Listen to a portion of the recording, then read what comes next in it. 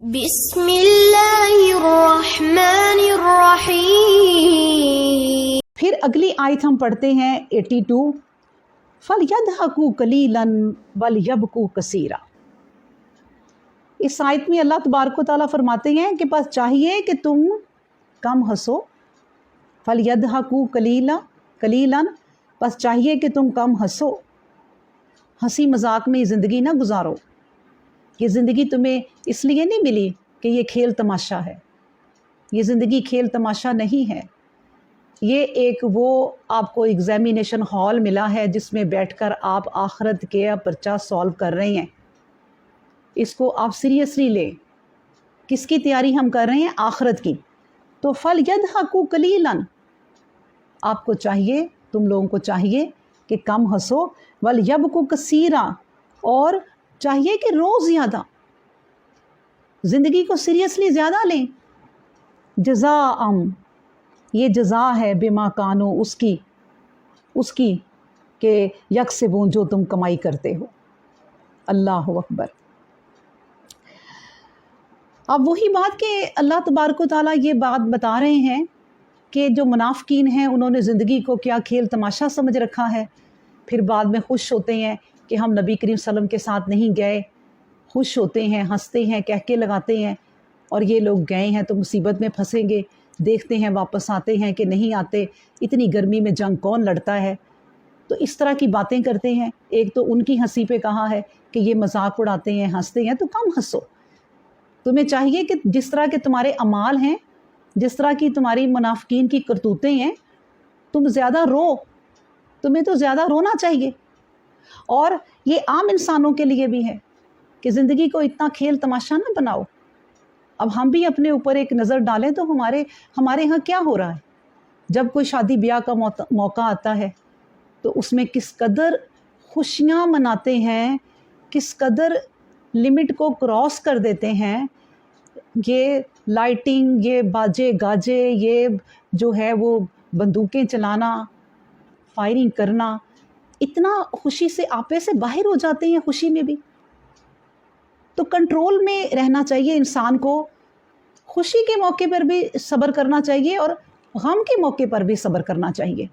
دونوں چیزوں پر انتہا کو نہیں جانا چاہیے، لمٹ کراس نہیں کرنی چاہیے۔ تو یہ زندگی کھیل تماشا نہیں ہے، بلکہ یہ زندگی ایسی ہے کہ اس کو اللہ پاک کی ان آیات کے مطابق اور نبی کریم صلی اللہ علیہ وآلہ وسلم کی سنتوں کے مطابق گزارنے کی پوری کوشش کرنی چاہیے، کیونکہ نبی کریم صلی اللہ علیہ وسلم نے بھی فرمایا ہے، اس آیت کی ہی طرح حدیث ہے کہ نبی کریم صلی اللہ علیہ وسلم فرماتے ہیں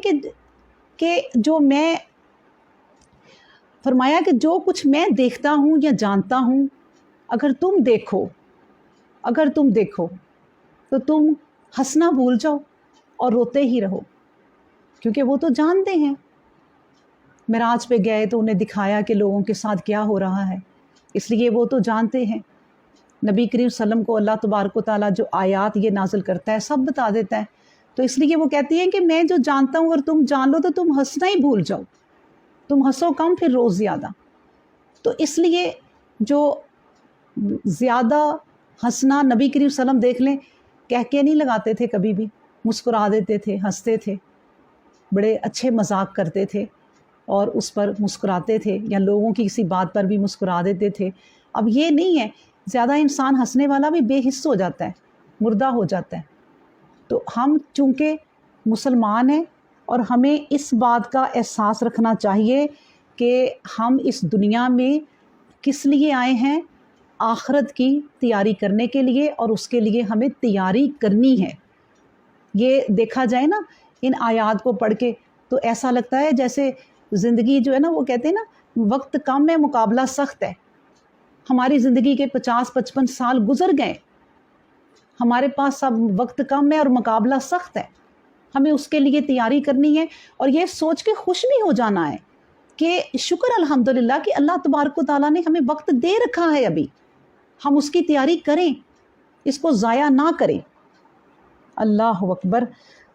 تو بس نبی کریم صلی اللہ علیہ وآلہ وسلم کا فرمان ہے، لوگوں رو اور رونا نہ آئے تو زبردستی رونے والی شکل بنا لو۔ اور پھر نبی کریم صلی اللہ علیہ وسلم نے فرمایا کہ جہنمی جب روئیں گے یہاں تک کہ ان کے رخساروں پر نہروں جیسے گڑے پڑ جائیں گے، اتنا روئیں گے کہ ان کے یہاں چہرے پر گڑے پڑ جائیں گے، آخر آنسو ختم ہو جائیں گے، اب آنکھیں خون برسانے لگیں گی، ان کی آنکھوں سے اس قدر آنسو اور خون بہا ہوگا کہ اگر کوئی اس میں کشتیاں چلانی چاہے تو چلا سکتا ہے۔ اللہ اکبر۔ اور حدیث میں ہے کہ جہنمی جہنم میں روئیں گے اور خوب روتے رہیں گے، آنسو ختم ہونے کے بعد پیپ نکلنا شروع ہو جائے گی۔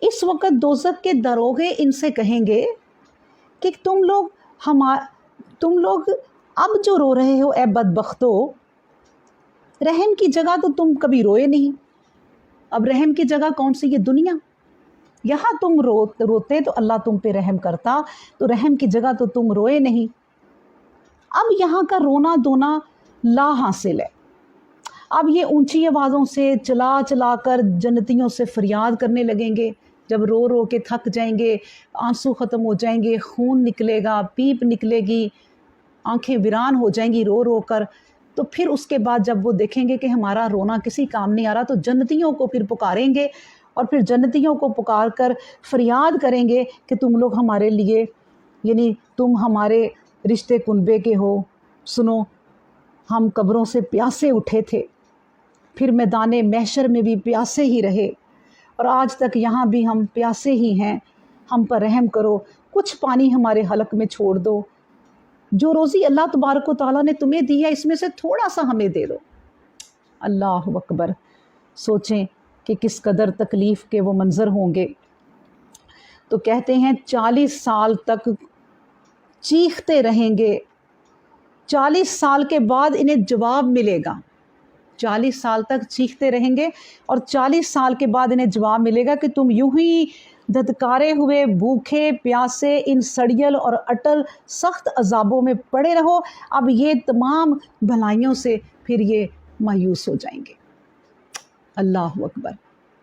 تو یہ آیتیں ہمیں سبق دیتی ہیں پھر وہی کہ اللہ تبارک و تعالیٰ کا ذکر، اذکار، اس کی عبادت، اس نے جو ہم پہ فرائض کیے ہیں ان کو پورا کرنا، اپنی زندگی کو بہتر طریقے سے گزارنا، نیکی کے راستے صراط مستقیم پر گزارنا، صراط مستقیم پر گزرتے گزرتے کوئی گھاٹیاں، کوئی ڈینجرس ٹرن، کوئی اس طرح کی چیزیں آ جائیں تو ان کو پار کرنا، اگر بہت مشکل ہو تو اپنا راستہ بدل لینا، لیکن چھوڑنا نہیں صراط مستقیم کو۔